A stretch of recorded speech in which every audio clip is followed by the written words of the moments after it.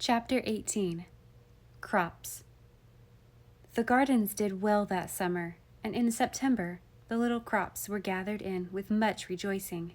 Jack and Ned joined their farms and raised potatoes, those being a good saleable article. They got 12 bushels, counting little ones and all, and sold them to Mr. Bear at a fair price, for potatoes went fast in that house. Emil and Franz devoted themselves to corn, and had a jolly little husking in the barn, after which they took their corn to the mill, and came proudly home with meal enough to supply the family with hasty pudding and johnny cake for a long time. They would not take money for their crop, because, as Franz said, "We can never pay Uncle for all he has done for us if we raised corn for the rest of our days." Nat had beans in such abundance that he despaired of ever shelling them, till Mrs. Joe proposed a new way, which succeeded admirably. The dry pods were spread upon the barn floor. Nat fiddled, and the boys danced quadrilles on them, till they were thrashed out with much merriment and very little labor. Tommy's 6 weeks' beans were a failure, for a dry spell early in the season hurt them, because he gave them no water, and after that he was so sure that they could take care of themselves, he let the poor things struggle with bugs and weeds till they were exhausted, and died a lingering death. So Tommy had to dig his farm over again, and plant peas, but they were late. The birds ate many. The bushes, not being firmly planted, blew down, and when the poor peas came at last, no one cared for them, as their day was over, and spring lamb had grown into mutton. Tommy consoled himself with a charitable effort, for he transplanted all the thistles he could find, and tended them carefully for Toby, who was fond of the prickly delicacy, and had eaten all he could find on the place. The boys had great fun over Tom's thistle bed, but he insisted that it was better to care for poor Toby than for himself, and declared that he would devote his entire farm next year to thistles, worms, and snails, that Demi's turtles and Nat's pet owl might have the food they loved, as well as the donkey. So like shiftless, kind-hearted, happy-go-lucky Tommy. Demi had supplied his grandmother with lettuce all summer, and in the autumn sent his grandfather a basket of turnips, each one scrubbed up till it looked like a great white egg. His grandma was fond of salad, and one of his grandpa's favorite quotations was, "Lucullus, whom frugality could charm, ate roasted turnips at the Sabine farm." Therefore, these vegetable offerings to the dear domestic god and goddess were affectionate, appropriate, and classical. Daisy had nothing but flowers in her little plot, and it bloomed all summer long with a succession of gay or fragrant posies. She was very fond of her garden, and delved away in it at all hours, watching over her roses and pansies, sweet peas and mignonette, as faithfully and tenderly as she did over her dolls or her friends. Little nosegays were sent into town on all occasions, and certain vases about the house were her especial care. She had all sorts of pretty fancies about her flowers, and loved to tell the children the story of the pansy, and show them how the stepmother leaf sat up in her green chair in purple and gold, how the 2 own children in gay yellow had each its little seat, while the stepchildren, in dull colors, both sat on one small stool, and the poor little father, in his red nightcap, was kept out of sight in the middle of the flower, that a monk's dark face looked out of the monk's hood's larkspur, that the flowers of the canary vine were so like dainty birds fluttering their yellow wings that one almost expected to see them fly away, and the snapdragons that went off like little pistol shots when you cracked them. Splendid dollies did she make out of scarlet and white poppies, with ruffled robes tied round the waist, with grass blade sashes, and astonishing hats of coreopsis on their green heads. Pea-pod boats with rose-leaf sails received these flower people, and floated them about a placid pool in the most charming style, for, finding that there were no elves, Daisy made her own, and loved the fanciful little friends who played their parts in her summer life. Nan went in for herbs, and had a fine display of useful plants, which she tended with steadily increasing interest and care. Very busy was she in September, cutting, drying, and tying up her sweet harvest, and writing down in a little book how the different herbs are to be used. She had tried several experiments and made several mistakes, so she wished to be particular lest she should give little Huz another fit by administering wormwood instead of catnip.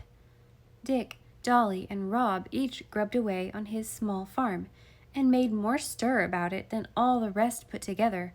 Parsnips and carrots were the crops of the 2 Ds, and they longed for it to be late enough to pull up the precious vegetables. Dick did privately examine his carrots and plant them again, feeling that Silas was right in saying it was too soon for them yet. Rob's crop was 4 small squashes and 1 immense pumpkin. It really was a bouncer, as everyone said, and I assure you that 2 small persons could sit on it side by side. It seemed to have absorbed all the goodness of the little garden, and all the sunshine that shone down on it, and lay there a great round golden ball full of rich suggestions of pumpkin pies for weeks to come.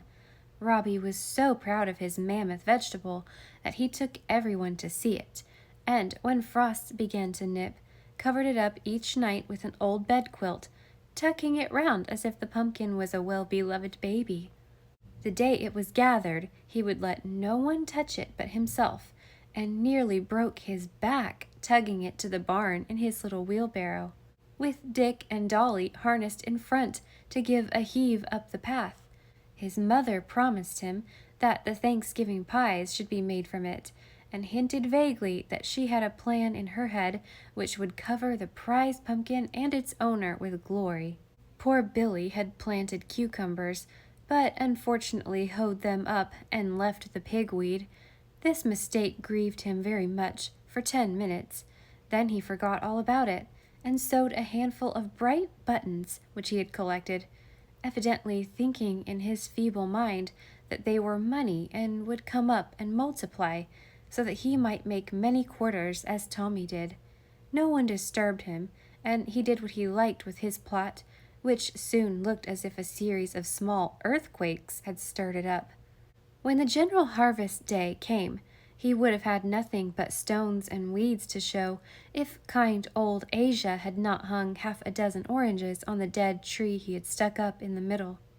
Billy was delighted with his crop, and no one spoiled his pleasure in the little miracle which pity wrought for him by making withered branches bear strange fruit.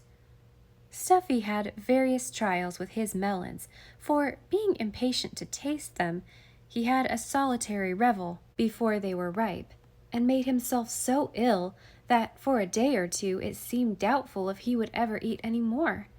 But he pulled through it, and served up his first cantaloupe without tasting a mouthful himself. They were excellent melons, for he had a warm slope for them, and they ripened fast. The last and best were lingering on the vines, and Stuffy had announced that he should sell them to a neighbor.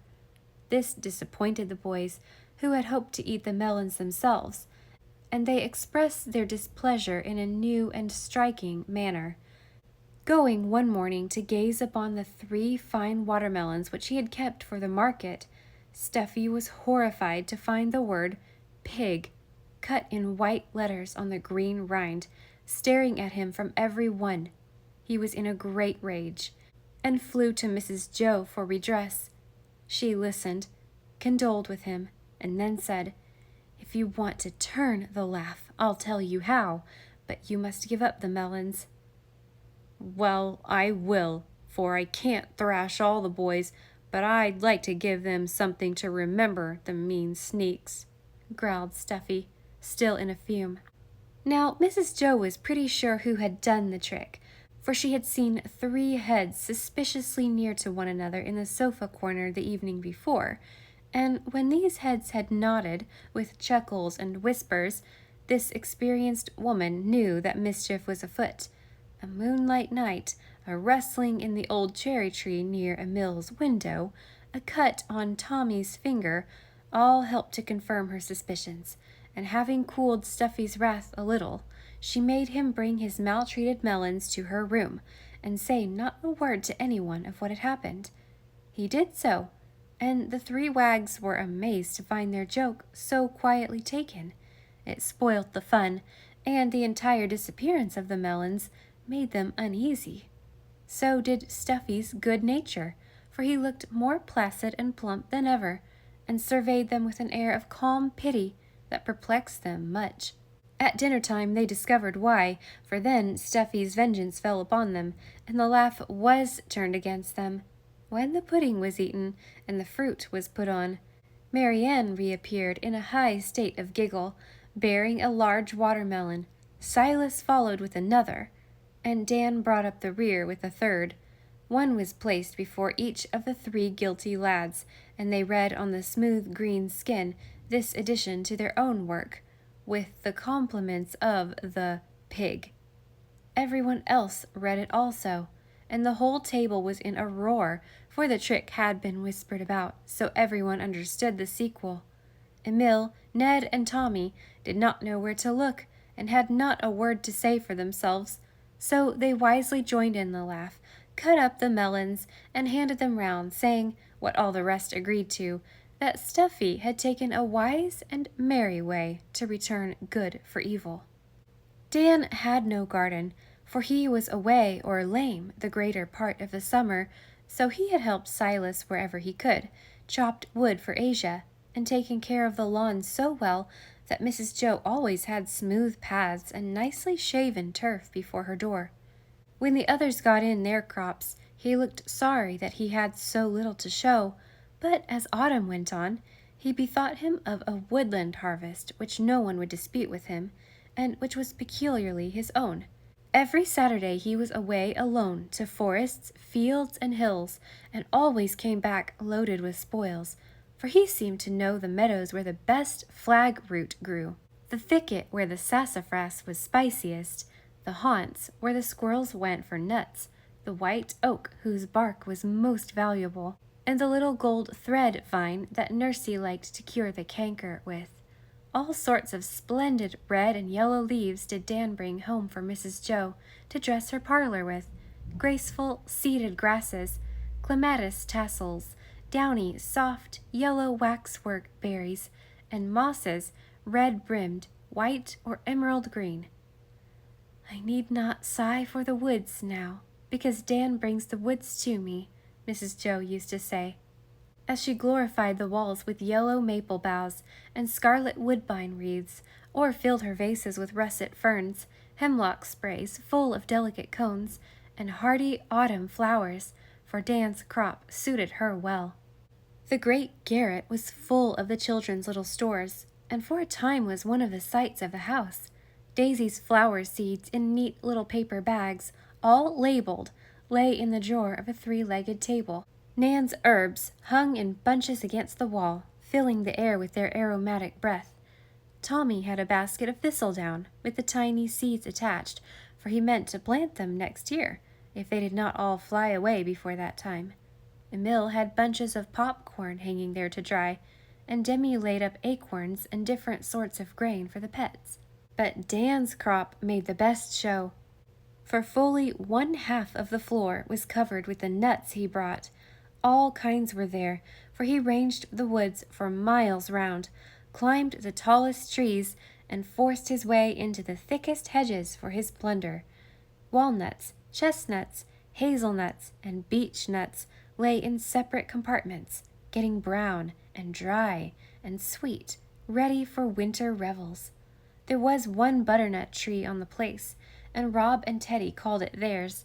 It bore well this year, and the great dingy nuts came dropping down to hide among the dead leaves, where the busy squirrels found them better than the lazy bears. Their father had told them, the boys, not the squirrels, they should have the nuts if they would pick them up, but no one was to help. It was easy work, and Teddy liked it, only he soon got tired and left his little basket half full for another day. But the other day was slow to arrive, and meantime the sly squirrels were hard at work, scampering up and down the old elm trees, stowing the nuts away till their holes were full. then all about in the crotches of the boughs to be removed at their leisure. The funny little ways amused the boys, till one day Silas said, "Have you sold them nuts to the squirrels?" "No," answered Rob, wondering what Silas meant. "Well, then you better fly round, or them spry little fellers won't leave you none." "Oh, we can beat them when we begin. There are such lots of nuts, we shall have a plenty." "There ain't many more to come down, and they have cleared the ground pretty well. See if they hain't." Robbie ran to look, and was alarmed to find how few remained. He called Teddy, and they worked hard all one afternoon, while the squirrels sat on the fence and scolded. "Now, Ted, we must keep watch and pick up just as fast as they fall, or we shan't have more than a bushel, and everyone will laugh at us if we don't." "The naughty quillies, tarn't have 'em. I'll pick fast and run and put 'em in the barn twick," said Teddy, frowning at little Frisky, who chattered and whisked his tail indignantly. That night a high wind blew down hundreds of nuts, and when Mrs. Joe came to wake her little sons, she said briskly, "Come, my laddies, the squirrels are hard at it, and you will have to work well today, or they will have every nut on the ground." "No, they won't," and Robbie tumbled up in a great hurry, gobbled his breakfast, and rushed out to save his property. Teddy went too, and worked like a little beaver, trotting to and fro with full and empty baskets. Another bushel was soon put away in the corn barn, and they were scrambling among the leaves for more nuts when the bell rang for school. "Oh, Father, let me stay out and pick. Those horrid squirrels will have my nuts if you don't. I'll do my lessons by and by," cried Rob, running into the schoolroom, flushed and tousled by the fresh, cold wind and his eager work. "If you had been up early and done a little every morning, there would be no hurry now. I told you that, Rob, and you never minded. I cannot have the lessons neglected as the work has been. The squirrels will get more than their share this year, and they deserve it, for they have worked best. You may go an hour earlier, but that is all." And Mr. Bear led Rob to his place, where the little man dashed at his books, as if bent on making sure of the precious hour promised him. It was almost maddening to sit still and see the wind shaking down the last nuts, and the lively thieves flying about, pausing now and then to eat one in his face, and flirt their tails as if they said saucily, "We'll have them in spite of you, lazy Rob." The only thing that sustained the poor child in this trying moment was the sight of Teddy working away all alone. It was really splendid. The pluck and perseverance of the little lad. He picked and picked till his back ached.